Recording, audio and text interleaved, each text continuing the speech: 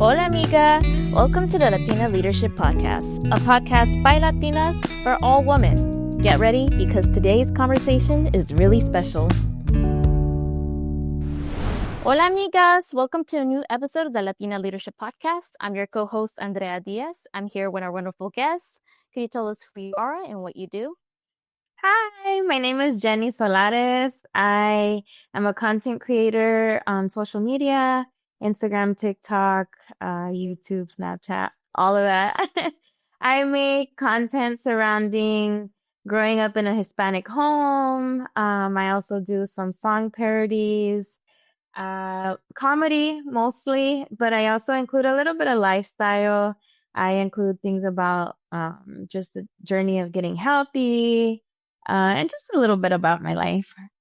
So, Jenny, bienvenida to the Latina Leadership Podcast. So, for those who may not know your full story, can you tell us a bit about yourself and how your journey to content creation journey began?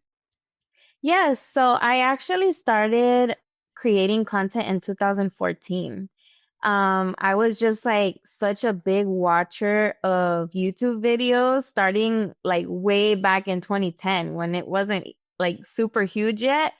And I really got into watching makeup tutorials. Like I remember all the girls would sit in their living room in front of a little camera and put on their makeup, no fancy lighting or anything. But I just like admired that a lot and I would follow the tutorials and I learned how to do makeup from watching them. So I thought it was super cool.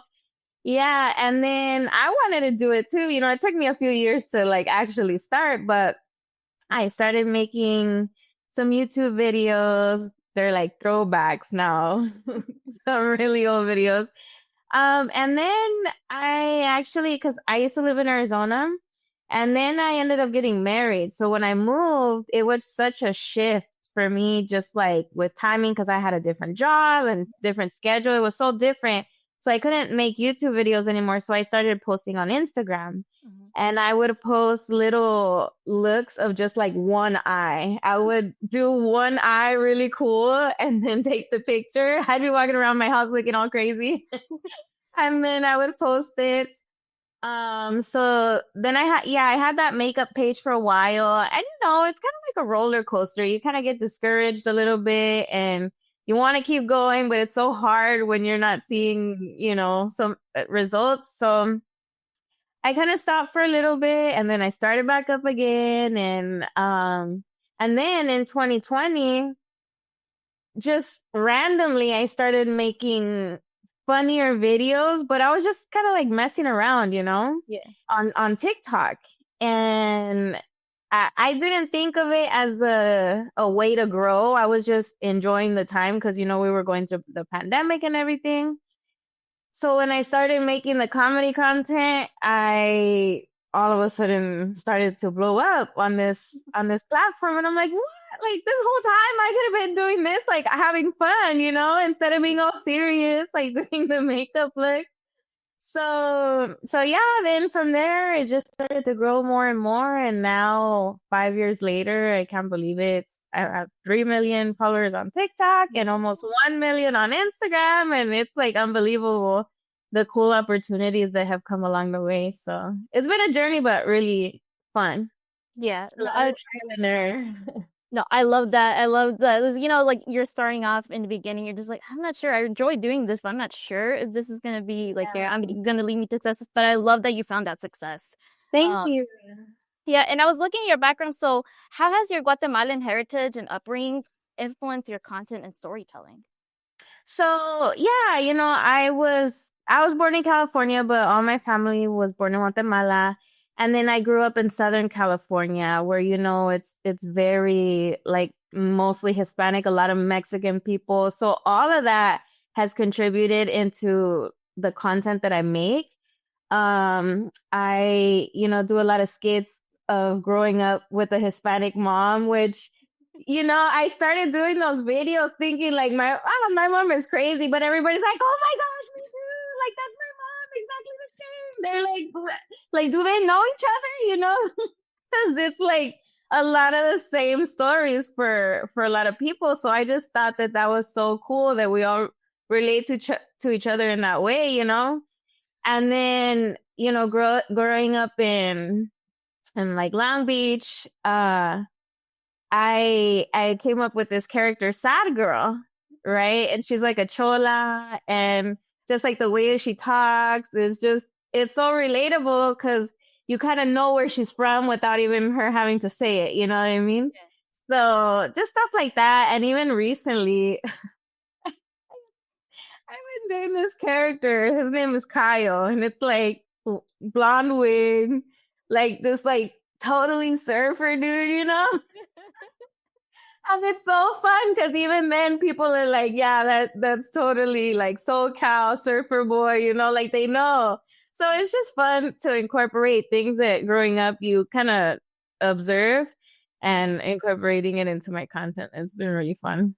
No, I love that. And I love that like you think you're like, oh, that's just an experience that I went through, but everybody else is like, no, I also went through that. Yes, yes. And that's funny because even like people who are not Latino, they're from other cultures, they're like, oh my gosh, we're like cousins then because in this culture too and in this culture too. And I'm like, oh, that's so cool. It kind of like unites people, you know? Yeah, no, I love that. It's because you sometimes realize, man, we're more similar than we actually think. Yeah, big time. Yeah. So, was there a point, when creating content that you realized, hey, this could actually become a full-time career? Yeah, so actually in 2022, I started to feel like it could be a full-time career. But it was always like a scary thought just because I've been working since I was 15 and I've always like had a steady income and I've I think I went like I quit a job and then by like the next week I had started at a restaurant somewhere else. Like I've never not had stable income, you know? So just being like, okay, I'm gonna quit and see what happens because it's such a I don't know how to say it, but this job is so unstable when it comes to knowing when the next check is gonna come, you know? So I that was so scary to me. But finally, I spoke to the people around me, which I know, growing up with Hispanic parents, they're so strict and they're like that, but they were so supportive of me and they're like, Mija, go for it. Like if it doesn't work out, then never burn a bridge where you're leaving, obviously, but just go for it. And if you don't try, then you'll never know. And just everybody around me said the same thing. So I was like, well, let's try it out. And thankfully it's worked out ever since then. No, I love that. And I love that your family was being supportive. And it is scary because like I've been in the same boat where like I'm like constantly job back to back to back to back since I was young too. And it's Yeah. like it must be scary because like I've seen like, the statistics with content creators and talking about like, what they earn. And it could fluctuate from time to time. So it's like it's Yeah. not Big totally fluctuations too, yeah. yeah. But you found success and I'm so happy for you for finding Yeah. success. Thank you Um, so much. yeah. So in your journey, what are some of the biggest lessons you've learned since becoming a full-time content creator? I would say I think people would be surprised that it you do have to put a lot into it. And I think it depends kind of like what niche you're in. Every niche is so different, right? Because there's people who will just pop up a phone and record in any setting. Literally, they'll go to the store, record, go wherever, record. And for me, it's more so just like skits and I don't want to say more thought out because they put a lot of thought into their content as well, but I guess more planned. Because I'm too scared to record outside. We do everything at home or like where people are not watching, you know? Yeah. So just with skits and things that are like planned out like that, you really have to be consistent and keep going and look for different avenues of monetizing as well. Like you can't just rely on views or getting a brand deal. Like you have to maybe open up an Amazon storefront or you have to try different things, Yeah. because if you want to live off of this, you really have to hustle, I guess is the word. But man, consistency is just key. And I know it's like a super cliche thing to say, but it's so true just with everything. And then, like you said, I've also learned that I'm not alone in most of my experiences. So it's always nice because you have people to share it with that you know somebody's going to relate to you or somebody will have advice for you. And you become like friends with the people that have been following you for a long time. Like you start to recognize the people that always, comment back and they give you like encouraging words and stuff like that. So it's very cool. I've learned a lot. Yeah. I can imagine, like, like since you're creating a lot of content, there might be some times where, you're like, oh, what do I create? Like, where can I find inspiration? How do you work throughout those situations? So that is something that you run into quite a bit, but I have found that just incorporating a little bit about my life has really been able to help me with like burnout. Yeah. Because like for example, I have been getting into running this past year, right? Mhm. So, I mean, and I'm like a chunky girl. Running is not a thing that I ever thought that I would be into, right? Yeah. So just kind of being vulnerable and posting like, y'all, I'm struggling out here, but I'm going to do this, this run today or, I signed up for this race. So right now I signed up for a half marathon in October. Mhm. So I've just been posting about, I'm going on this run and it's going to be 13 miles. I don't know what I'm going to do. Like just, being real and raw about this new thing that I'm trying out. And it has gotten like such a good response from people. And again, it's not that you calculate these things like, oh, I'm going to talk about this. And it's just stuff that you share about your life or things that you got going on. And it ends up kind of being something that like, oh, okay, maybe I can post a video about running here and fill in a spot here because like creating and, making up songs or creating skits, it does burn you out sometimes when you feel like, I don't know what I'm going to post, because you got to be consistent, but you also don't want to force things. Mhm. Yeah. Yeah. No, and I like that you're talking about, like, there is the skits and the comedy part, but there's also, those relatable moments, like you learning how, like, going to run and preparing for that marathon. It's because you're mixing also your authentic self with the things you're creating, and I love that. Like, I feel like that's a nice blend for content. Yeah, thank you. I feel like it is important to get to let people know who you are. Maybe not tell them all your Yeah. business, because like I'm married and a lot of people still are like, "What? You're married?" And I like for myself, I think it's just a little bit like tricky when you post like your relationships and like all that. So I do keep quite a bit private, but different sides of me I definitely share, and I think when people get to know you and your personality and things you're good at, things you're not good at, it builds a stronger connection. Yeah. Do you think being authentic really helps when it comes to connecting with an audience? Oh, 100%.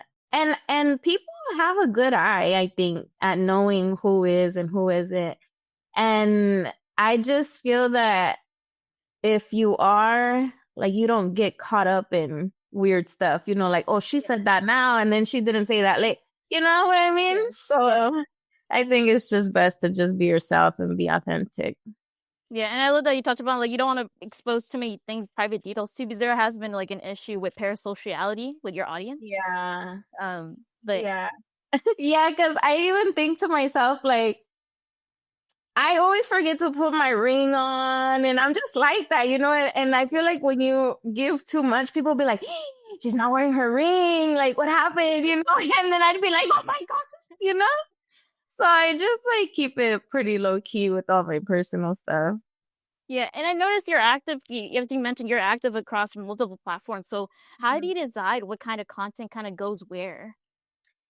It's funny because once you start seeing how your audience reacts to the different content that you post, you start knowing like, oh, okay, well, the audience over on TikTok likes this better. The people on Instagram maybe not so much, and vice versa. And then you start to post from there. Like on TikTok, I feel like it's almost like a free for all. Like I don't know, like I use Instagram stories a lot, right? Yeah. And I feel like it's very casual. I could literally pick up my phone and just be like, hey guys, da, da, da, da.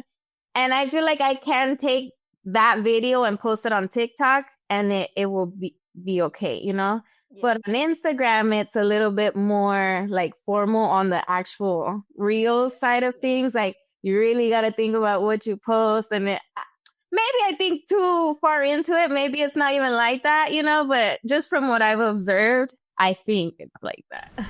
Hola, amigas.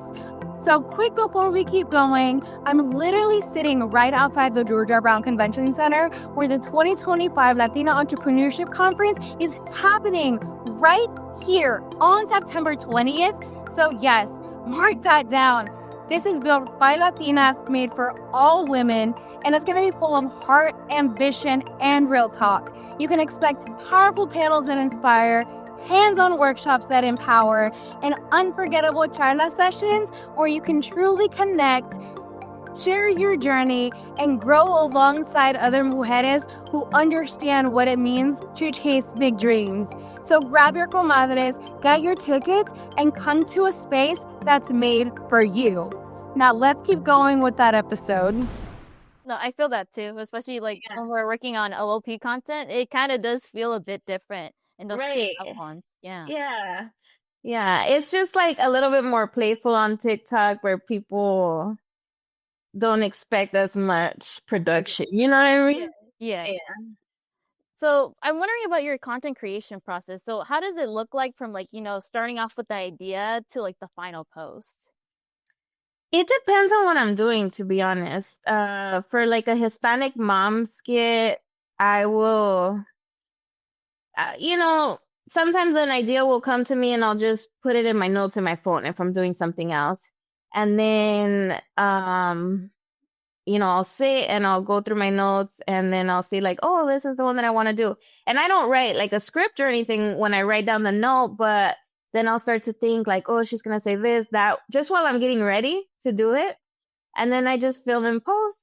Like I kind of just go with the flow on that or ad lib, like not too scripted out, right? Yeah. But with my like song parodies that I do, I'll be doing something random and I'll be like, oh, I want to make a song about this.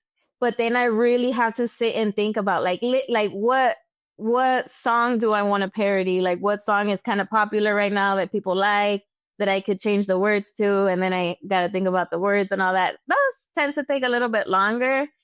But I think it just depends because sometimes like one that went viral, actually, one of my songs, I was literally sitting at the post office and I was contemplating for lunch either having tacos or a salad. And I'm like, oh, but I want tacos so bad. And literally, it's just kind of a thing that I've always done where I like sing my thoughts, right? And I was like, should I go and get some taco or go and get a salad or get tacos instead? ¿Cómo se llama la movie? Frozen, the little thing want to build a snowman, that. And then I pulled out my phone, right? And I just started recording and I sang this little song in the parking lot of the post office. And it went like super viral, you know? Sometimes you like work really hard on a video and it doesn't do that good. And sometimes you post a 15-second video that you just thought of and it goes super viral. So I don't know. Sometimes you plan out as much as you can, but sometimes it just comes up. Yeah, no, I've seen that with popular YouTubers too, like where like their least effort like video does really well and like they're super hard, nitty-gritty. I spent so much time on this, doesn't do as well. They're like, why guys? I spent so much time on this. And some of those YouTubers spend like big money on production for those videos too. Yeah, it has happened where I buy like all these props and wigs y que este, que el otro. Like there's this video. In my head, I thought it was going to be the funniest thing, right? I still thought it was funny. It was of these two like rich guys talking to each other, right? And I bought the robes, I bought the wigs, I even bought these little like fake cigars, which I didn't end up using, but I bought all these props. Mm-hmm. And it was like, I did all right. And I was like, You're like, I thought it was so funny. But you just never know how people are going to react to it, you know?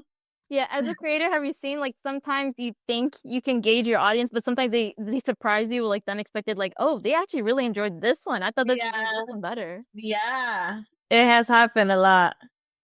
Yeah, and for your content wise, I think you touched upon it, but like how do you keep your content evolving while still staying true to yourself? Involving at once in what sense? Like evolving, like, maybe like doing something new or like changing it up. Oh, yeah. So, um, that's a good question. I think just like as you grow as a person, your content kind of follows, right? And it's just like how I was mentioning, incorporating some of my life stuff that I have going on, or even I used to post a lot more about makeup, right? Yeah. And just recently with, with all the running and this, I'm just not wearing it as much or like wearing it as heavy anymore. And it has, like, my content has evolved a little bit where I guess I just haven't talked about it just because I don't want to force anything either, And I know that people will say like, "Oh, hey, you haven't done any makeup tutorials lately," or "Why don't you use blue eyeshadow instead of the gold one that you always use?" But it's just not any. I just haven't been doing it in my real life lately, so I guess it's just that. Not that I'm growing out of it, because it just goes by phases, Yeah. I think it's just you go with how your life is going, and your content kind of reflects that sometimes, and I think it's okay. I'll probably get back into it again. Who knows? Yeah. Moving after the marathon. Right. Yeah, no, and I love that you mentioned that too, because I feel like that happens for creators too. Like kind of, they shift their content a bit just depending on like where they're Yeah. on in their life. And I like that you Right. brought that up. It's normal for people's content to shift. You don't have to be Right. super stuck. You don't want to feel stuck. Yeah, because even the character Sad Girl that I told you about, my Chola character, I loved doing those videos. But it kind of got to the point where if I didn't do a Sad Girl video, people would be like, "Oh no, like, where's Sad Girl at?" And I didn't want to get ever stuck doing one thing, because that's the beauty of these platforms is you can share whatever you want. So I never wanted to get stuck in one thing. So I really pulled back a lot from doing that character, but just recently I've been thinking like, oh my gosh, that would be a funny video to do as Sad Girl. So it's like coming back. Like I said, it goes in phases. I just don't ever want to feel stuck, because then you get burned out, and I feel like you almost kind of resent what you're doing, because you're like, oh, well, I guess like I'm only doing it because, and you do want to respect what people want because they got you your platform too. But I think there has to be a balance of like what you want and then what the people want. Yeah. What advice would you give for somebody who's like probably dealing with that, where they kind of feel stuck in a certain niche or a certain creation, like where the audience wants them to just do one thing, but they kind of want to do something else? What would you recommend? So I would say is to go with your gut, because it might seem like you'll lose views and you'll lose maybe some followers in the process, but like the people that like you for you will keep following you. And then that's when you feel like really supported, and like that's where the community aspect comes into play. Because I think everybody wants to go viral, right? Like that's everybody's thing, like, oh, I want this video to go viral.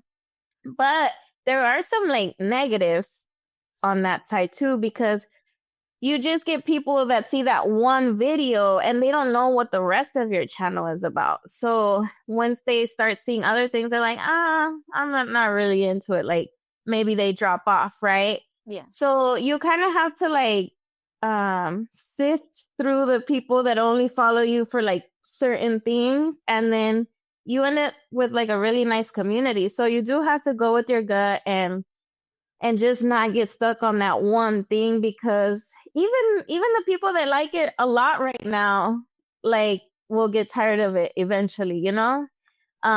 Things get old quick online. So you wanna spread yourself through a variety of ways. Yeah. And as a Latina influencer, do you ever feel pressure with such a large audience, and like how do you navigate that? Um and you're talking about like culturally? Yeah, either Or culturally or personally as well.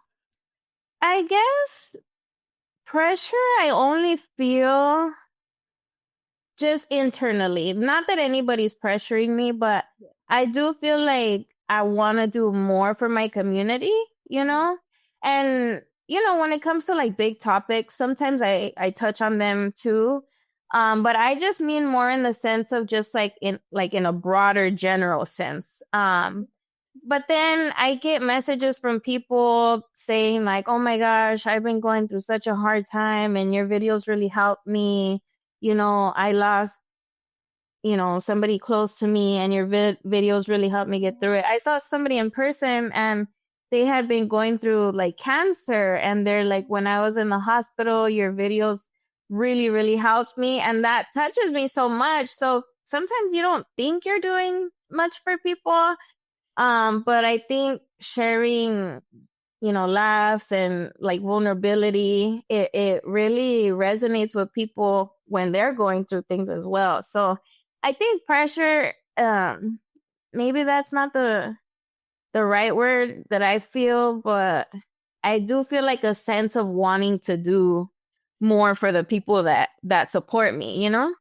Yeah, I love that too. Like it must be so emotional to hearing those stories live. You're like, wow. Like sometimes I feel like as creators, you probably don't feel like the effect you're doing on the community, and how you actually hear those stories. Like, wow, I'm actually like Yeah. affecting It's people's lives. huge. Yeah. And sometimes they don't open up about everything that they're going through clearly, but they'll give me a little insight of what they've got going on, and just for them to even open up to me, not knowing me, that's such a big deal. And yeah, it's so nice to have that like amistad, I don't know. Yeah, like friendship kind of with the people, you know? Yeah, and what advice would you give to someone who wants to start creating content but feels overwhelmed or intimidated either by like their peers, or feels like I want to do this but I'm not sure if this is the right step? Yeah, so I would say to just start. Like, I think a lot of us want to be perfect at what we're doing all the time, and like perfection is just it's not going to get you as far as consistency. Consistency will get you way farther than being perfect. Like, I'll be a little shady here, but let's just say J-Lo as a singer, she's not the best singer, but man, how she made it far, right? Yeah. Like, she has a residency or I don't know currently, but she had like a residency in Vegas. She's in the Super Bowl, and like, she's not the greatest singer, but man, is that lady consistent at working, right? So you just gotta be, number one, true to who you are, because it'll get you far, and also you won't feel like, you'll be happy to do what you do every day instead of feeling like you have to go on and put on a front for people. And then you have to be consistent and you have to hustle like you really do. And then as you grow, like, reinvest in yourself, maybe maybe you didn't have a good light before, but then you can get one. Or maybe you didn't have a good camera before and now you can get one. So, and then don't blow your money like if you're gonna do this forever, because you never know. Like, literally, TikTok was just about to disappear 2 seconds ago. So I see people that, they'll grow and they're just like spending like crazy. And I'm like, I'm too scared for that. I'm like such a scaredy cat. So yeah, I would say those are my biggest tips. Yeah, and one of Angelica's favorite questions, Angelica Satter is our founder. Her favorite question is, do you consider yourself a leader? Why or why not? You know, if you would have asked me that question a few years ago, I probably would have said no. But I would say over time, I do consider myself a leader. Maybe just because I feel like I'm not that scared of being authentic and then just going for it. And I feel like, I mean, I'm saying this humbly, okay? I don't think like that made it myself, but I think it's just that over talking to so many people in the course of doing this for the last 5 years, people are like, wow, you're so brave for doing that. And in my head, I'm like, just go for it. Like, it's okay. You know, if you mess up, it's okay. Like, it's not the end of the world. And I think that mentality sometimes makes you a leader because you're not scared to try things that may maybe get you far, and then you bring your people along the way, you know? So I guess, yeah, I would consider myself a leader. I write quite a bit of confidence from this. And again, humbly. Yeah. Yeah, and is there any final words for our viewers and listeners? For all the people that follow me, I just want to say a big thank you because, I mean, without like God and you guys watching me and supporting me, I just wouldn't have the opportunities that I have and I wouldn't be where I'm at. And it's such a blessing just to be able to have the time. Like, my family lives in another state, and just the fact that I can say like, hey, I'm going to go in a couple weeks to go see you guys because I don't have that like strict schedule is such a big blessing to me. And, you know, I got my dog laying right here, right next to me doing this, and this is my job. And I'm just so grateful. So, yeah. And where can our viewers and listeners find you? So you can find me on Instagram, TikTok, YouTube, Snapchat, Facebook, and just look up Jenny Solares and you'll find me. Yeah. Thank you for having this conversation with me. I really enjoyed it, and I know our viewers and listeners are really going to enjoy this conversation. So thank you so much. Thank you for joining us in this amazing conversation today. If you need more information or resources, as always, they'll be in the description below. Please don't forget to follow us everywhere at Latina Leadership Podcast to stay updated with our latest releases, events, and more. We'll see you next time.